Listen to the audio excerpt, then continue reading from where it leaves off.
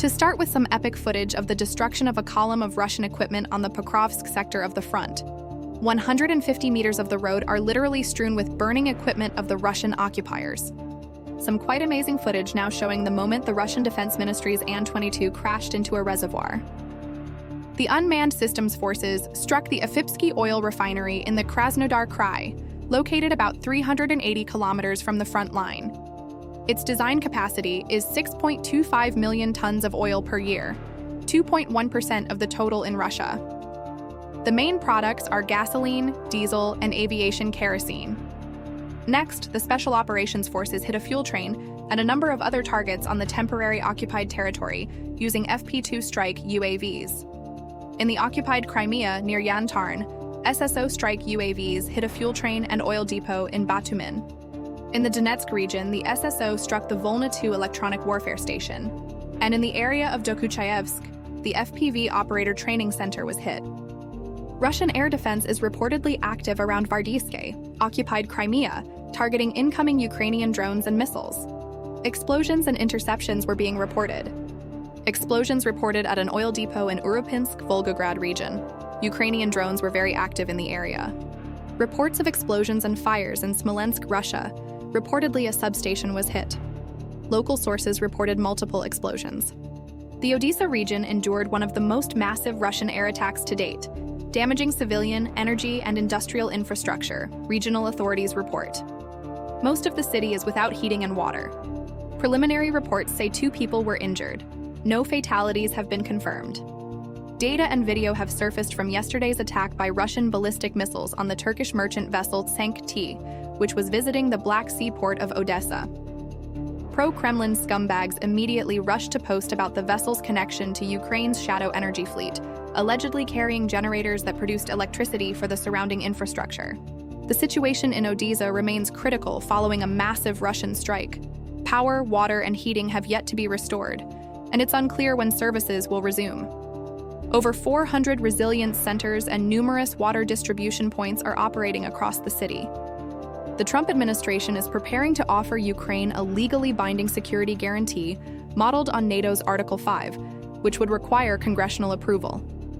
The proposal is part of a broader peace initiative discussed during upcoming meetings in Berlin between President Zelensky and Trump advisors, Steve Witkoff.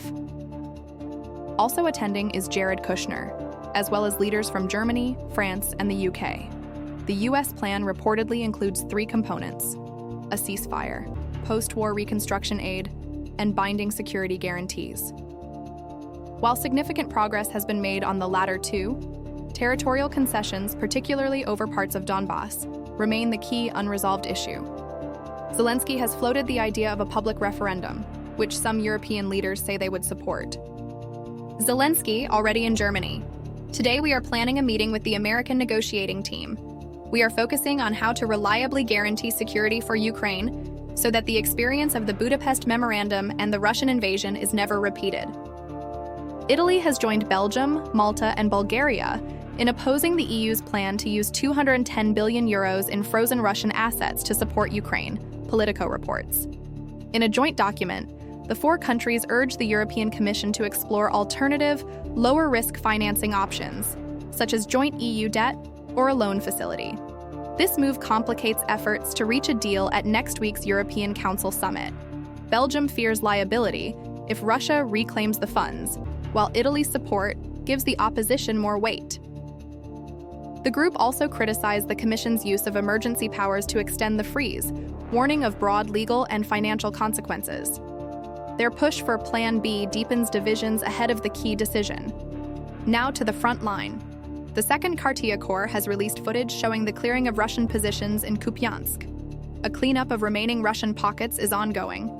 Ukraine's GUR special operators have released footage of assault operations on the Pokrovsk axis in November. According to the report, their actions to storm and clear designated frontline areas improve the tactical position of units defending the Pokrovsk-Myrnarad agglomeration, strengthening Ukraine's defensive posture in that sector.